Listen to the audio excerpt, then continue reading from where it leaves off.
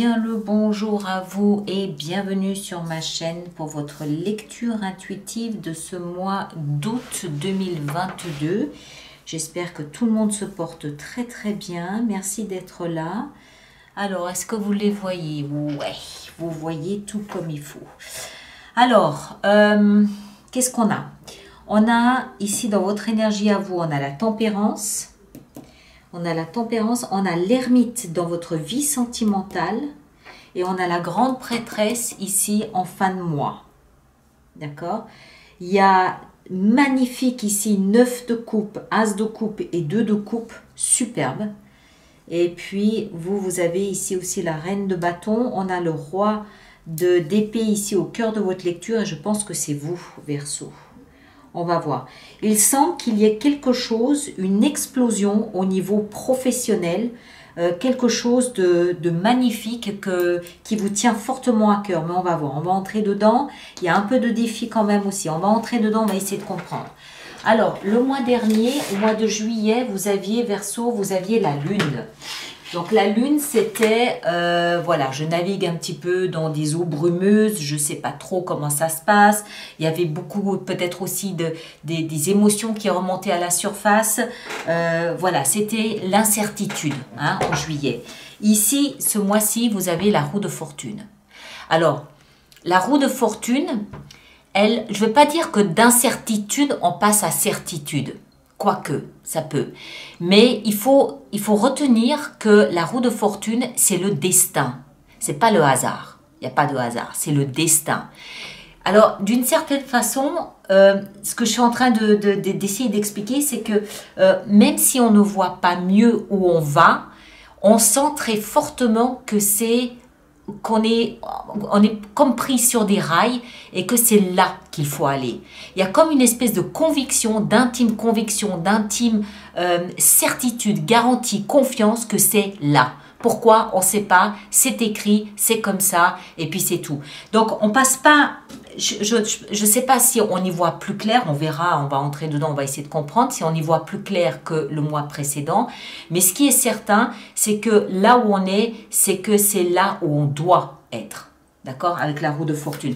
Et puis en plus, on a aussi la grande prêtresse ici en fin de mois. Roue de fortune, chiffre 10. Donc peut-être le 10 août, quelque chose d'important au niveau du 10 août. Toujours est-il que, voilà, encore une fois, il y a une notion de fin d'un cycle, il y a quelque chose de nouveau qui se met en place, quelque chose de destiné. D'accord? Ça, c'est l'appel de l'extérieur. Donc, il y a quelque chose qui va vous arriver où vous allez comprendre que vous n'allez peut-être pas comprendre pourquoi ça vous arrive, mais vous allez comprendre que c'est comme ça que ça doit être. D'accord? On va voir, on va entrer dedans. Vous, votre énergie, elle est à la reine de bâton et à la tempérance. Alors, contradictoire. La reine de bâton, c'est ouais, c'est il faut bouger, il faut faire ci, je fais ça, c'est plein d'enthousiasme, c'est plein d'énergie, c'est je danse du matin au soir, je suis en forme, j'ai 4000 projets, voilà, il y a beaucoup de dynamisme, il y a beaucoup d'enthousiasme, il y a de la joie de vivre, il y a de la confiance en soi, il y a du bagou, il y a voilà, c'est de la vitalité, c'est de la vitamine en barre. La reine de bâton, accessoirement aussi, elle a très confiance en qui elle est. Elle a confiance en son aspect physique, elle est, voilà, et elle est, encore une fois, c'est de la vitamine en barre. À côté de ça, la tempérance va calmer le jeu. La tempérance, dès que vous allez avoir envie de, ouais, j'y vais, je commence, je démarre, j'arrache le papier peint, il y a une autre partie en vous, plus importante parce que c'est un arcane majeur, qui va dire stop. On calme le jeu, on redescend d'un cran, on équilibre, on harmonise, on stabilise tout ça et on verra demain ce qu'il en est. D'accord? Le feu et la stabilité. Mais la stabilité aura le dessus sur le feu parce que c'est un arcane majeur. D'accord? Voilà, donc ça c'est vous. Après, ce que vous voulez le plus, eh ben, c'est réaliser votre rêve. 9 de coupe, vous avez un rêve, vous avez un vœu, vous avez un désir et vous voulez le réaliser. C'est pour ça que vous êtes excité comme une puce. C'est pour ça que vous comprenez que c'est peut-être maintenant ou jamais. Vous comprenez que le destin est en route et c'est peut-être maintenant ou jamais de réaliser un rêve, quelque chose qui vous tient à cœur, qui est là, qui est vivant et qui est vivace en vous et vous voulez absolument le concrétiser, le matérialiser. D'accord? C'est ce que vous voulez le plus. Il y a quelque chose, je ne sais pas ce que c'est, ça peut être d'ordre professionnel, personnel, il semble que ce soit professionnel, financier, je ne sais pas, quelque chose qui vraiment vous tient à cœur et que vous avez là la possibilité de réaliser. Au cœur de votre lecture, ici, on a, dans la position de ce qui va vous aider, on a le roi d'épée. Alors, il y a plusieurs façons de voir ce roi d'épée. D'abord, ça peut être quelqu'un d'un signe d'air comme vous, Verseau, Gémeaux ou Balance. Plus âgé que vous, c'est possible, homme ou femme. Après, ça peut être quelqu'un qui manie la communication avec maestrio. Ça peut être un avocat, un notaire, pas forcément un banquier, mais quelqu'un d'autorité, quelqu'un qui, lorsqu'il parle, on se tait et on l'écoute. D'accord? C'est quelqu'un qui a une forme d'autorité et qui a une maîtrise dans sa manière de communiquer. Ça peut être un patron aussi ou un médecin également, d'accord? Qui est là dans une position qui vous est favorable. Donc si pour réaliser votre rêve, vous avez besoin de l'aval de quelqu'un d'une autorité, bon ben voilà, c'est ce qui va vous aider, donc c'est là, c'est bien là et ce sera le moment vraiment de sauter sur l'occasion. Maintenant, ça peut aussi être vous, parce que vous êtes signe d'air. D'accord? Donc, vous pouvez, à travers cette énergie ici du roi d'épée, acquérir une forme de maîtrise, une forme comment est-ce que je dois dire ça? Le roi d'épée, c'est le joueur d'échecs. Donc, c'est de la stratégie, c'est de l'analyse, c'est du calcul, c'est je planifie, je prévois, j'ai un plan d'attaque. D'accord? Donc, si c'est vous qui prenez cette énergie, ça veut dire que vous êtes en train de planifier quelque chose, que vous êtes en train de mettre en place un stratagème. Vous anticipez quelque chose. OK? Mais, il y a un petit défi quand même. Le défi, c'est la 5 de bâton. Alors, 5 de bâton, c'est un trop-plein d'énergie qu'il faut dépenser, qu'il faut arriver à canaliser, qu'il faut arriver à mettre au service de quelque chose qui nous soit utile. C'est la tempête avant le calme. C'est je retrousse mes manches et j'y vais. Mais on retrouve un petit peu de ça dans la reine de bâton. Ça peut, moi je l'interprète comme ça. Ça peut être ici dans le défi, attention à ne pas vous disperser. Attention à ne pas partir dans tous les sens et à vous épuiser, à vous battre contre des moulins à vent. Attention à ça. C'est dans la position du défi. Je dis ça pourquoi? Je dis ça à cause de la reine de bâton. On sent que ici vous avez envie, mais vraiment je vous dis d'arracher les papiers peints pour déjà tout repeindre, alors que vous n'avez peut-être même pas eu l'accord de votre propriétaire, par exemple. C'est un exemple. Donc là, la tempérance va calmer votre énergie. Ici, on est dans la position du défi. Mais pour moi, ce défi rappelle cette énergie ici en haut. D'accord? Donc, attention à ne pas vous disperser. Attention à ne pas partir dans 5 directions en même temps. De ne pas commencer 4 projets à la fois. Parce que vous avez peut-être besoin de recanaliser votre énergie. La vie sentimentale. Alors, l'ermite. C'est pas forcément ce qu'il y a de plus sensuel en termes de vie sentimentale pour ceux qui sont en partenaire, avec un partenaire, en partenariat. Alors, je m'explique. L'ermite, c'est le sage, c'est le philosophe. Bon, si vous êtes amoureux ou amoureuse de quelqu'un de sage et de philosophe, bon, ça va bien 10 minutes, mais à un moment donné, on a envie peut-être qu'il y a un petit peu plus d'action quand même. Hein? Donc, c'est pas forcément ce qu'il y a de plus expressif. Maintenant, c'est pas forcément négatif non plus, parce que ça veut dire qu'on va essayer d'aller voir au plus près de la vérité.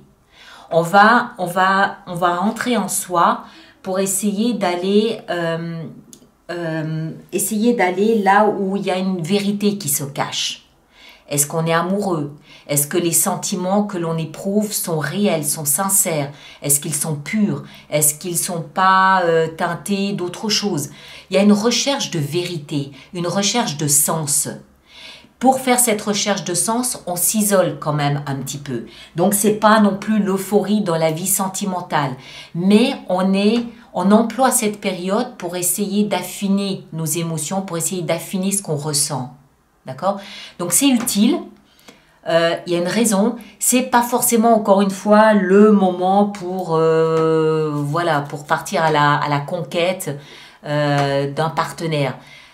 Ceux d'entre vous qui êtes seuls, ça peut être une période vraiment d'introspection, de recherche de vérité, de recherche de sens, de recherche d'une quête, une quête claire sur quelles sont mes intentions, comment est-ce que j'ai envie de vivre ma vie sentimentale à l'avenir, pourquoi est-ce que j'agis comme ça, pourquoi est-ce que je réagis comme ça.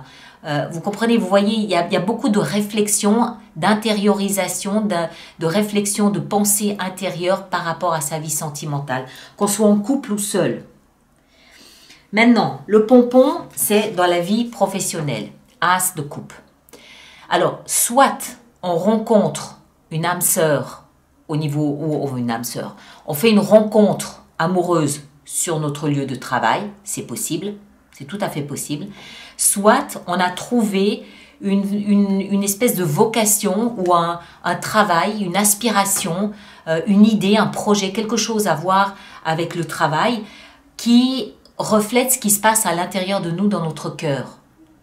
Par exemple, je ne sais pas, vous faites un stage, je sais pas, je vais dire n'importe quoi, de conducteur de locomotive, et puis vous vous rendez compte que, bah, punaise, waouh, ça fait battre mon cœur, il y a une chimie qui se passe, il y a quelque chose, il y a une vraie relation qui se passe avec ce travail et puis mon cœur.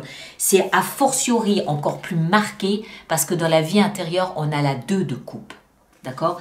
Donc, il y a vraiment une découverte d'une passion. Alors, cette passion, ça peut être pour une personne, oui. Ça peut être même pour un animal de compagnie, oui. Mais ça a un rapport avec le travail. Donc, soit c'est une rencontre, encore une fois, sur le lieu de travail, soit vous rencontrez un travail avec lequel il y a une vraie relation passionnelle, une vraie relation de passion qui se met en place, qui peut complètement chambouler votre vie, votre vision. Voilà, c'est là où le destin vient s'inviter. D'accord? C'est peut-être quelque chose auquel vous n'auriez jamais pensé si le destin ne s'en était pas mêlé. Et boum, waouh, la découverte. Hein? A fortiori, je vous l'ai dit, parce qu'on a encore la 2 de coupe dans la vie intérieure. Alors, ça peut être cette prise de conscience que j'ai trouvé quelque chose qui nourrit mon âme, ça nourrit mon âme, ça peut être un travail de thérapeute, ça peut être, je sais pas, c'est quelque chose qui nourrit mon âme, ou alors cette 2 de coupe peut se comprendre avec, c'est la carte en fait de l'âme sœur. Mais l'âme sœur de la vie intérieure, c'est quoi? C'est la découverte d'une partie de soi-même qu'on ignorait, qu'on n'avait encore jamais rencontrée jusqu'à aujourd'hui. Et là, on rencontre, par le fruit du destin, du hasard, on rencontre cette partie de soi qui était encore cachée de nous-mêmes. Moi, je pense que ça a un rapport avec le travail, ça peut être autre chose. C'est ce qui vous met dans cet état d'excitation pour y aller, y aller, y aller, y aller. Ce qui est sûr, c'est que c'est aussi en rapport avec un rêve que vous avez. D'accord? Peut-être le rêve de trouver le travail qui me convient, qui me correspond. Oui, là, clairement, on est en plein dedans. Cette 2 de coupe, c'est vraiment un match, comment est-ce qu'on dit, on a trouvé le partenaire intérieur qui nous correspond. D'accord? Le travail, ou alors on a découvert une partie de nous qui se sent vivre, qui se sent excité, qui se sent plein de joie, grâce à quelque chose qui se passe là au mois d'août. Probablement arrivé par hasard sur votre chemin. Et puis en fin de mois, on a la grande prêtresse, superbe. Alors, elle représente, la grande prêtresse, tout ce qui est intuition, hypersensibilité, empathie. Elle représente tout ce qui est mystique, tout ce qui est l'autre monde, le monde qui est caché de nos yeux, mais tout ce qui est énergétique, voilà tout ça. C'est pour ça que je parlais de travail, peut-être de thérapie, Hein, parce que avec les thérapies, souvent, on travaille avec des énergies, on travaille avec l'autre monde qu'on peut retrouver là-dedans. Mais dans ce contexte ici, moi, j'ai envie de dire que c'est comme, comment dire ça, la grande prêtresse, c'est tout ce qui se passe derrière le rideau. Tout ce qui est caché de nos yeux, tout ce qui est encore une fois dans l'inconscient. Et j'ai envie de dire qu'en fin de mois, c'est comme si le rideau tombait. Ça y est, Eureka, on a compris. C'est une grande révélation, une grande compréhension de ce qui était jusqu'à présent caché de nous-mêmes. Que ce soit dans notre âme, que ce soit au niveau d'une vocation professionnelle, que ce soit un amour qu'on se découvre pour une personne ou pour quelqu'un ou quelque chose, c'est une révélation. C'est waouh, ça monte depuis l'inconscient jusqu'au conscient avec ici la grande prêtresse. Ça peut même vous être révélé durant vos nuits de sommeil. D'accord? Superbe, vraiment superbe. J'aime beaucoup. Alors, on va préparer notre extension. Donc, tous ceux pour qui cette lecture fait résonance, je vous rappelle qu'il existe une extension, un prolongement de cette lecture qui se trouve sur mon site internet alice-nicolas.com dans la boutique. Dans la boutique habituelle, hein, là où il y a toutes les autres extensions. Le lien sera dans la boîte de dialogue juste là-dessous. Et tous ceux qui vont, le roi de coupe, superbe. Et c'est une grande révélation qui aura à voir avec quelque chose que vous aimez, quelque chose qui remplit votre cœur de joie. Je ne sais pas ce que c'est. Et tous ceux qui vont régulièrement se procurer des extensions, je vous rappelle que j'ai mis en place un système d'abonnement aux extensions qui est économiquement plus intéressant pour vous. Votre énergie, 2 d'épée. Ok. Ouais. Le choix entre 2 attitudes. 9 de coupe dans ce que vous désirez le plus. On a 5 de coupe. Très bien. Le roi d'épée dans ce qui va vous aider. On a la 4 de bâton. Le défi avec cette 5 de bâton, on a la 8 de coupe. Ok. Dans la vie sentimentale, avec l'ermite, on a le valet d'épée. Attention à la communication. L'as de coupe dans votre vie professionnelle. Ouais, il y a quelque chose au niveau professionnel qui démarre. Un nouveau départ. 2 de coupe dans la vie intérieure, on a la 5 de denier. Et la grande prêtresse, en fin de mois, on a la 9 de bâton. Bougez pas, je la récupère. La 9 de bâton, que voici, que voilà. D'accord? Voilà mes très chers. Alors, allez voir votre signe ascendant, votre signe lunaire pour compléter la lecture. Et puis, merci surtout de partager, de liker et de vous abonner si ce n'est pas déjà fait, mais aussi de laisser vos expériences de vie à vous en tant que Verseau sur YouTube pour que les autres personnes puissent voir comment vous négociez avec ces énergies, comment vous arrivez à naviguer au milieu de ces flots. D'accord ? Merci à vous tous. On se retrouve au courant du mois d'août pour une autre lecture. Je ne sais pas encore ce que je vais faire. Portez-vous bien, passez un bel été et à très bientôt. Merci beaucoup.